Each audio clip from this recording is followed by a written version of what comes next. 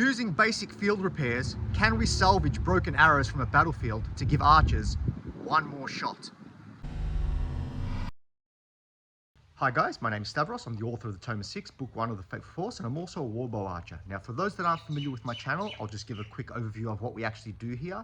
I conduct a number of tests and experiments using various warbows of varying weights in order to, get a better understanding of these, fantastic weapons that our ancestors used in the past. Typically, most of those tests do revolve around English-style warbows, but I do have Ottoman as well as East European and Asiatic-style warbow tests on my channel.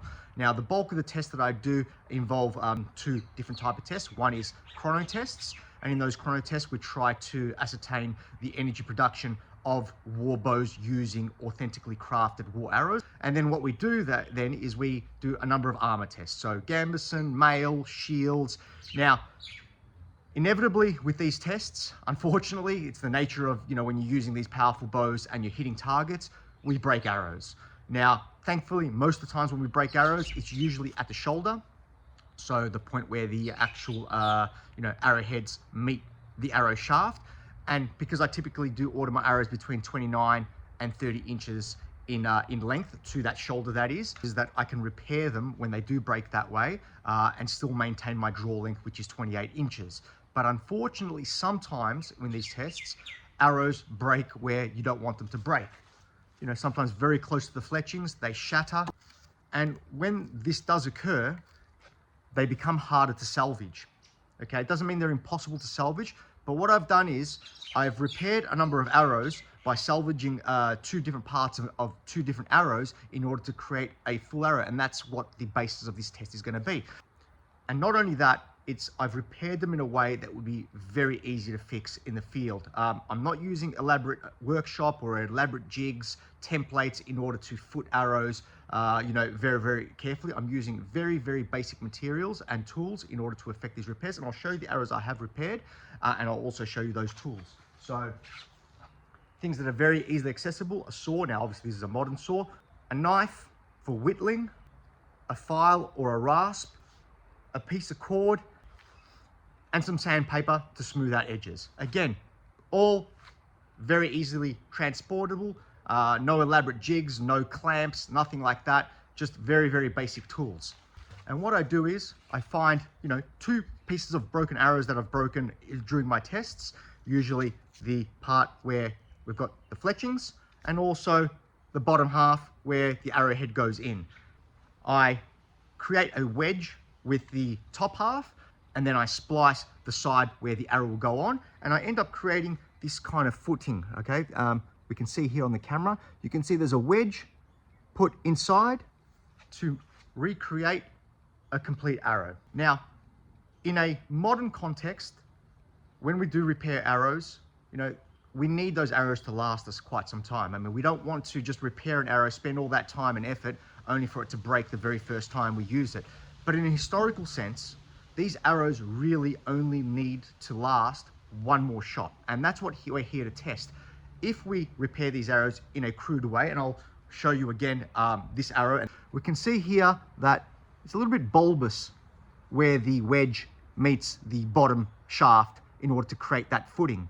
Okay, now I'm a little bit nervous into shaving too much material off so I don't compromise the integrity. But what I have done, you can see here, there's still a fair amount of flex in the arrow without cracking as well. In order to, again, this needs to be able to come off the bow without shattering first and foremost, and then it needs to be able to hit the target without breaking, which, even unbroken arrows or unrepaired arrows, sometimes that does occur to them. So obviously they're not a perfect repair job, but it's something that you can easily whip up on your own with very minimal tools. I'm an amateur, I'm not a craftsman with, amazing workshop. So in order to test these arrows, I want to hit something that's fairly solid and fairly robust. So I'm going to test it with my shield. I've got a 13mm poplar shield. It's a planked shield. It's a very accurately and faithfully reproduced medieval heater style shield. And I think that will give us a really nice target that will stress these arrows rather than hitting gambeson, which is a soft textile type of material. So with that said, let's head on down to the range and let's see how these kind of crude repairs do pan out for us. And I think what this will do is will give us this kind of foundation or proof of concept that, you know, you can crudely repair these arrows to get one more shot in a battlefield scenario where every arrow really does count. Okay, we're out here on the range. We've got our 90-pound bow light warbow with us. I want to use this bow for two reasons. First, obviously, it's not going to generate the same amount of power as the H1 heavy draw or my 113-pound U warbow. So, you know, safety is important, and this is more of a proof of concept.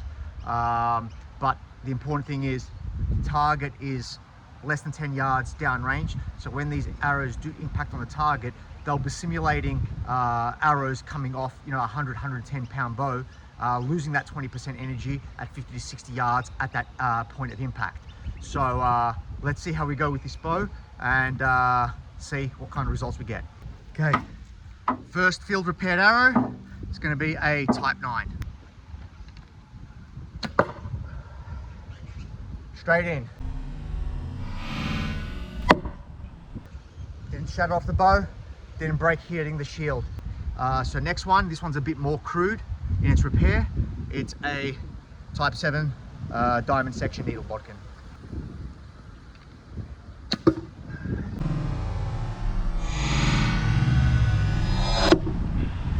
Again, clean off the bow, didn't shatter, went straight into the target. Last arrow is going to be another one that's crudely repaired. You can see the bulbous point where I've footed the two arrows, and it's another needle, but it's a square section wrought iron needle.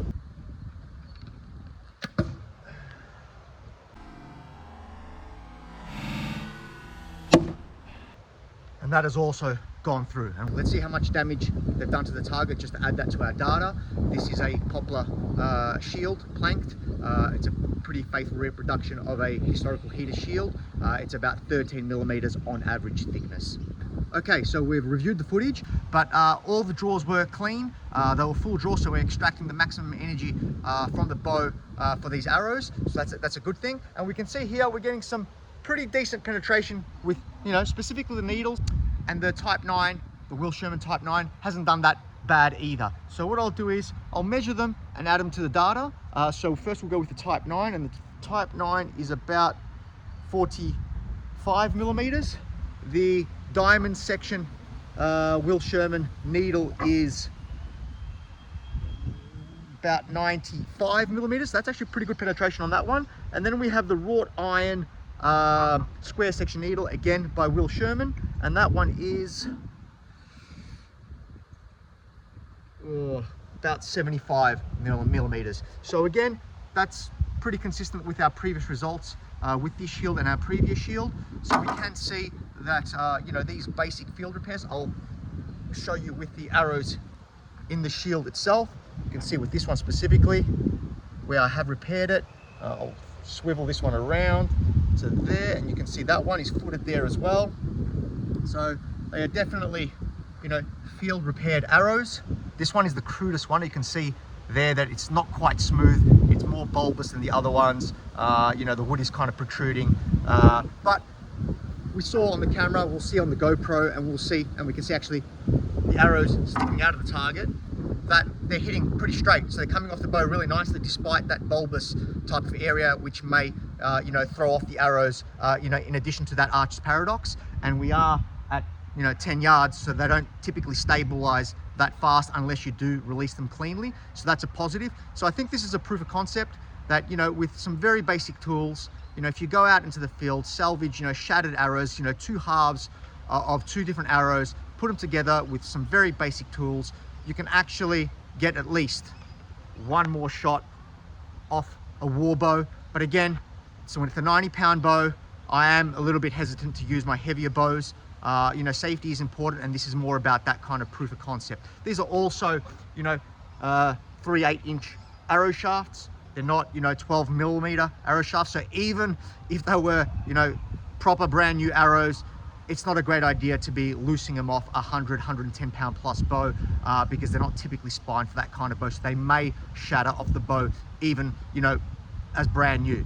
So I hope you enjoyed this video. If you did, please like and subscribe and give me your thoughts in the comments, and please stay tuned for our next one.